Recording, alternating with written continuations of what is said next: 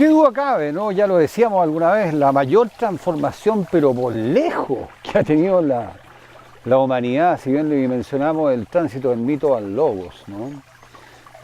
Lo que ocurre a pareja, digamos, ¿no? Con el paso del Homo sapiens, el hombre arcaico, el hombre de las culturas ancestrales, ¿no? Al animal racional, que por distintos motivos que yo diría tienen plena justificación, ¿no? Nace, digamos, ¿no es cierto?, en Grecia.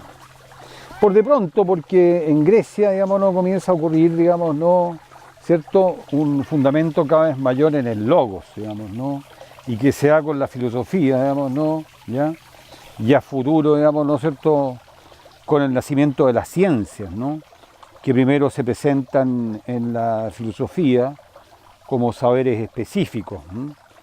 De acuerdo a la clasificación de Aristóteles, digamos, ¿no?, entre una filosofía primera que se ocupa del ser en cuanto ser y una filosofía segunda que se ocupa de saberes específicos en torno a distintos tipos de entes, ¿no?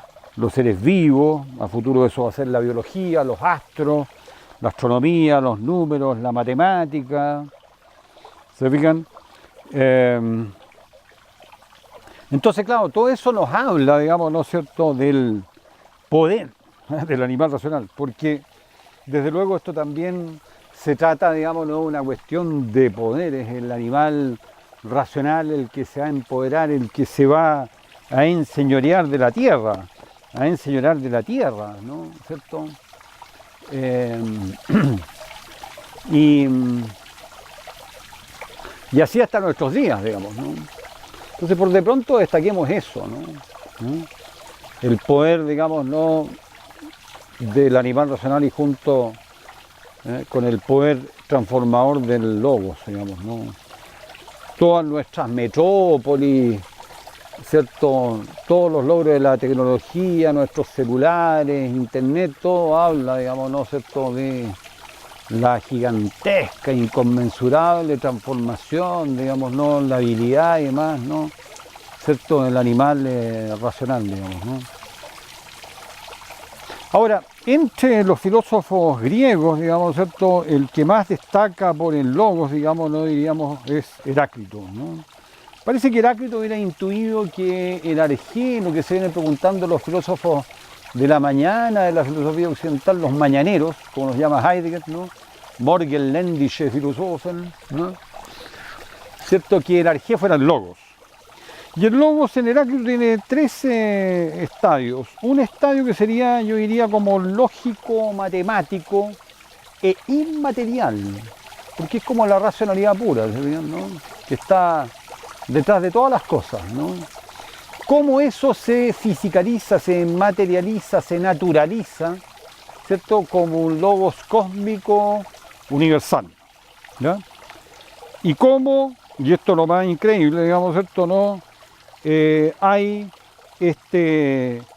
digamos, ente que, digamos, está determinado por el logos, que somos nosotros mismos, y que es lo que nos distingue de todo otro ente, digamos, ¿no?, el ente racional, o sea, el logos en nosotros. Y eso es de una relevancia extraordinaria, porque en vista de que hay este logos como lo más esencial nuestro, ¿no?, es lo que nos permite una comunicación con el logos externo, por decirlo así, ¿no?, ya sea el cósmico universal o el lógico matemático, ¿no?, ¿cierto?, con uno y otro, ¿no? Como que en Heráclito, por decirlo así, hubiera un aforismo que él nunca declara, pero que sin embargo está detrás de todo su aforismo, digamos, ¿no?, de que el cosmos es íntegramente logos.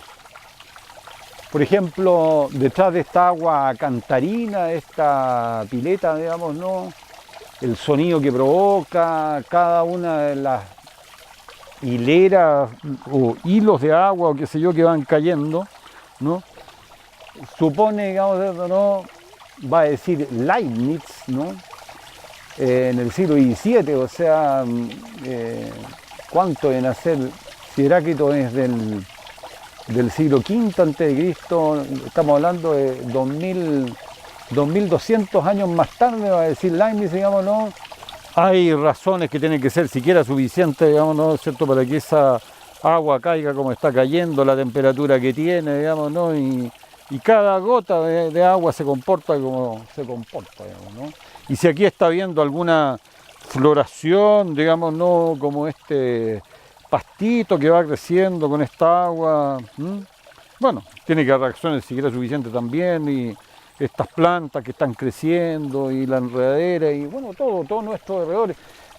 Lo cierto es que esa es la intuición tremenda, diría yo, de Leibniz, digamos, ¿no?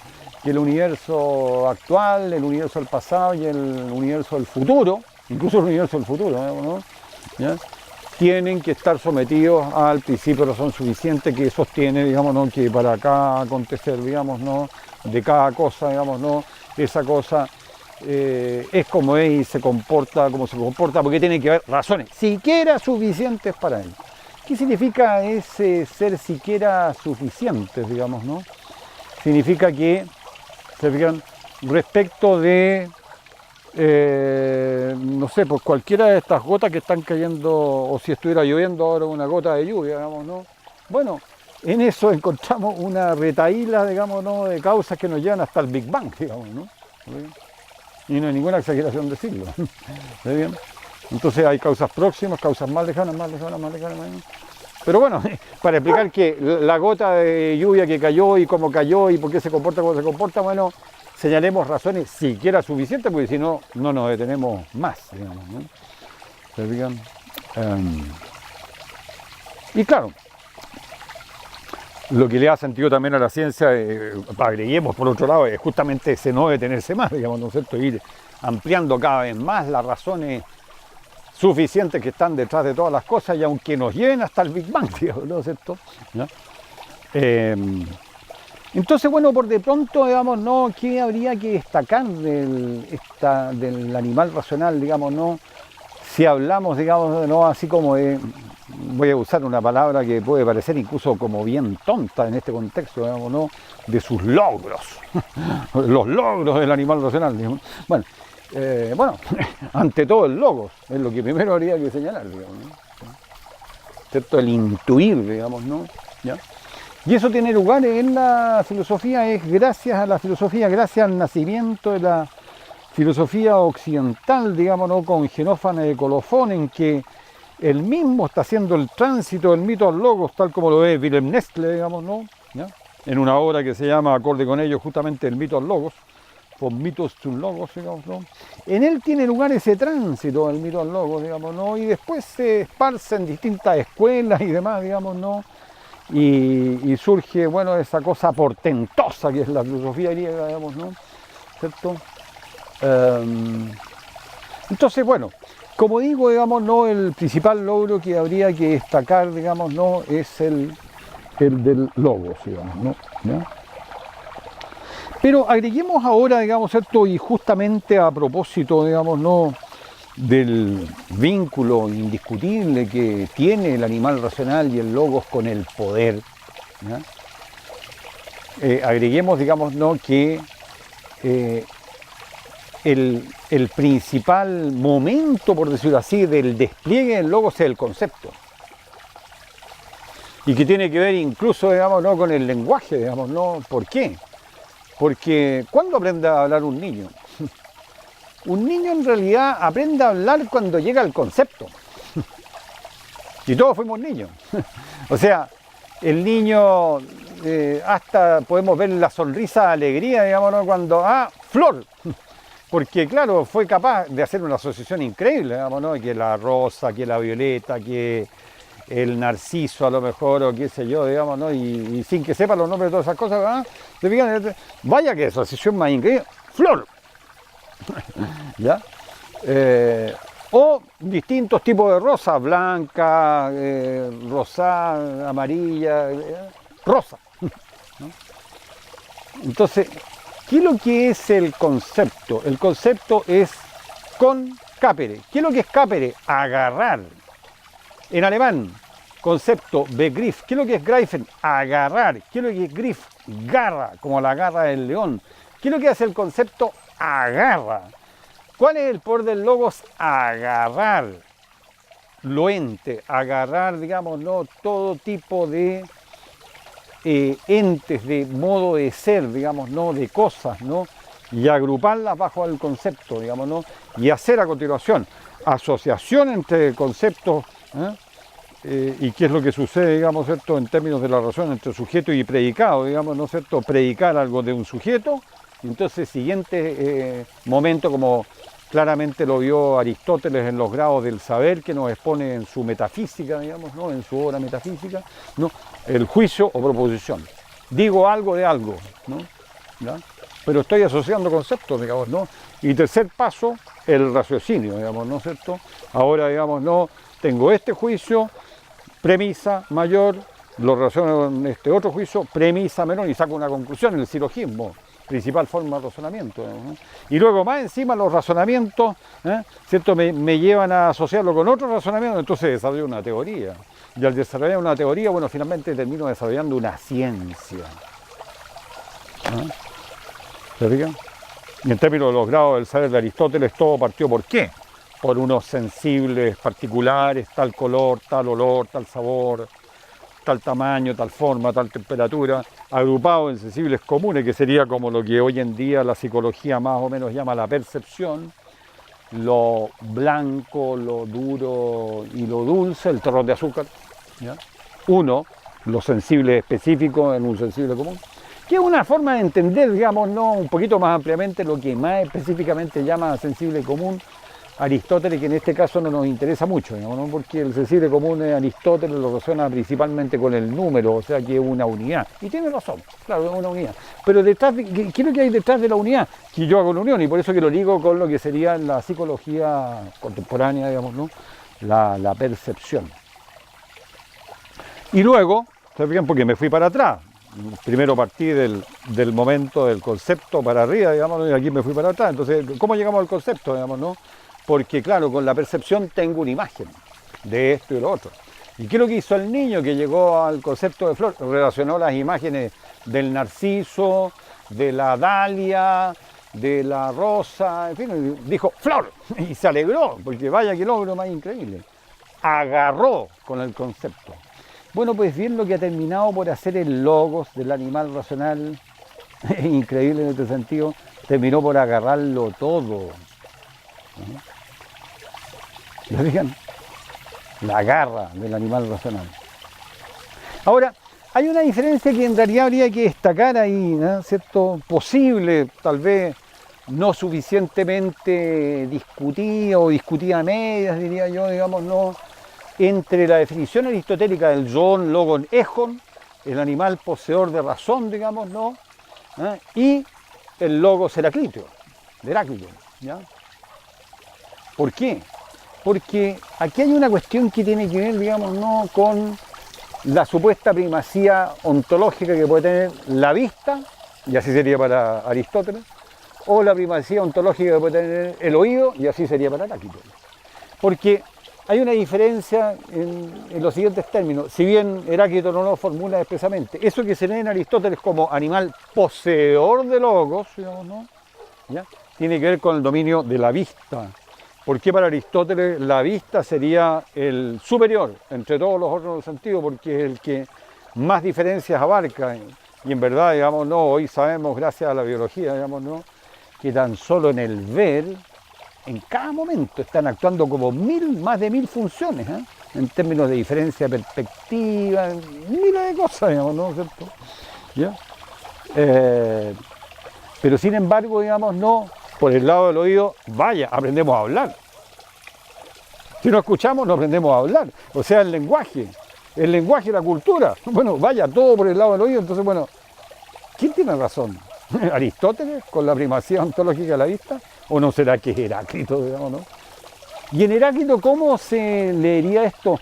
No como animal poseedor de logos, ni siquiera animal, porque en Heráclito no está la cuestión de nuestra pertenencia, digamos, al género animal.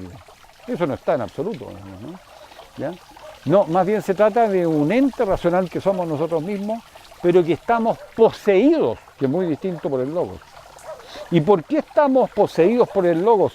porque claramente lo expresa el aforismo 50 de Heráclito. ¿Qué es lo que dice? Y que podríamos decir, digamos, no, es un aforismo, así por ejemplo lo ha interpretado Heidegger magníficamente, digamos, no, en un texto que se llama justamente Logos, ¿no? Y que si no me equivoco se encuentra en Beck-Mark, lo que se tradujo como hitos, ¿no? ¿Cierto? Beck-Marken hitos del camino debería ser la traducción, pero se olvidaron de la parte del camino, esas cosas que hacen los editores, en fin, bueno, o los traductores, ¿no? Cuando la palabra camino es una palabra crucial en el pensamiento heideggeriano, pero en fin, bueno, dejemos esa cuestión de lado, ¿ya? Entonces en ese texto Logos, digamos, ¿no? Heidegger interpreta así muy profundamente y muy esclarecedoramente, digamos, ¿no? El aforismo 50 de Heráclito, que pasa a ser como definitorio de lo que es la filosofía misma. Escuchad, no a mí, yo como Heráclito de Éfeso, digamos, ¿no? ¿Cierto? Que me he refugiado en el templo Artemisa, digamos, ¿no? Y aquí estoy solo, digamos, ¿no? Y aquí me puedo dedicar tranquilamente a la filosofía. Yo con mis cuitas personales, mis dolores, yo no intereso, digamos, ¿no? Escuchad no a mí, sino al Logos. Y diréis que todo es uno. ¿Qué es lo que tiene que hacer el filósofo? Justamente, escuchar no a mí, sino al Logos.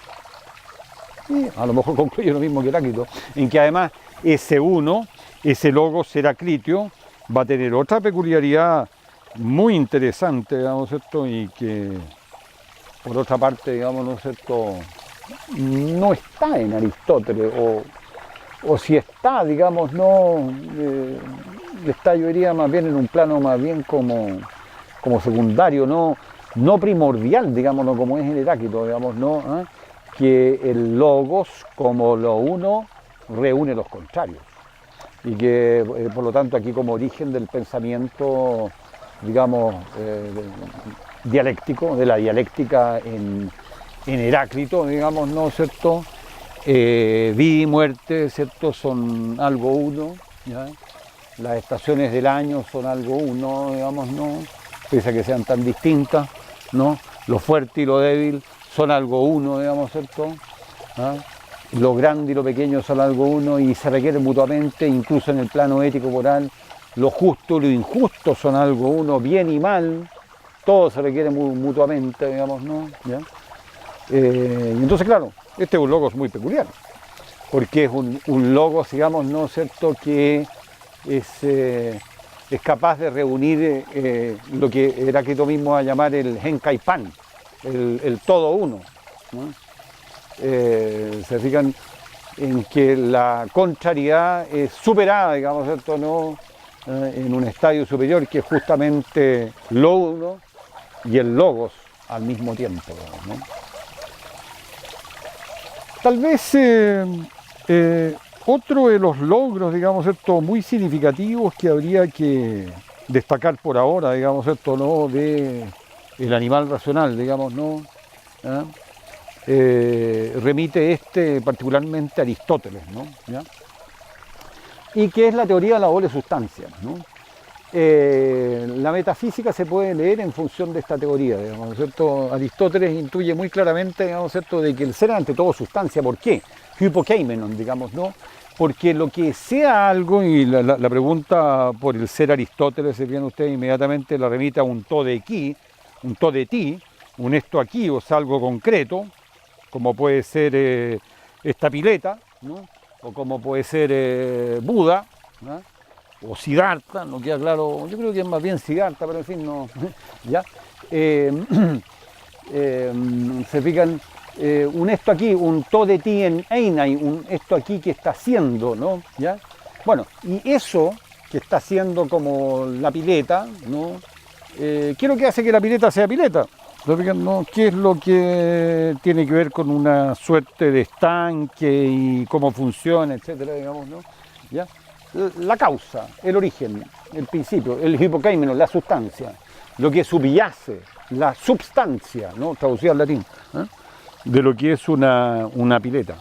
Pues bien, esa sustancia puede ser primera, la pileta, o segunda. Y volvemos al niño que decía Flor, ¿eh? Porque si el niño pregunta, ¿qué es esto?, yo le digo, pileta, pero pileta ya es universal, es sustancia segunda.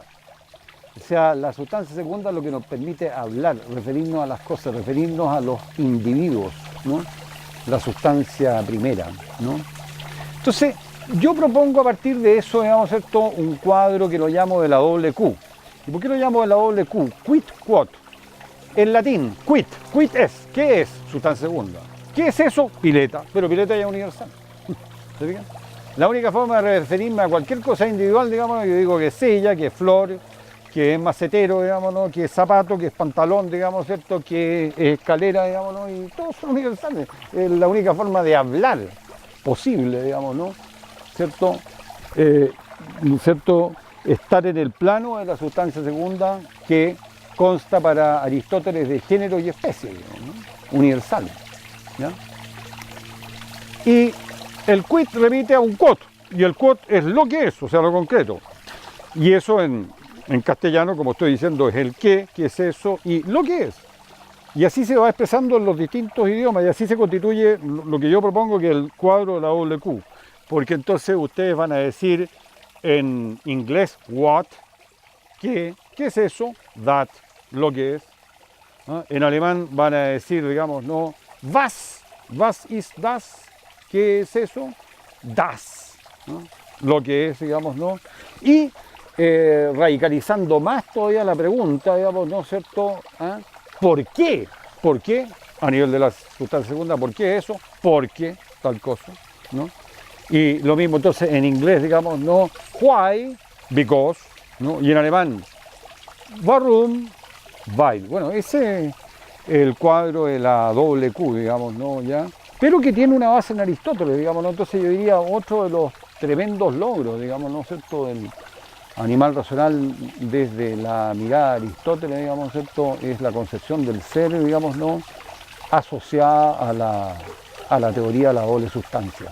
Y de hecho la metafísica se puede leer, y eso vuelve muy fascinante la lectura a la hora de la metafísica de Aristóteles, digamos, ¿no?, en términos de una fluctuación constante que hay en Aristóteles, digamos, ¿no es cierto?, si acaso el ser es sustancia primera o sustancia segunda.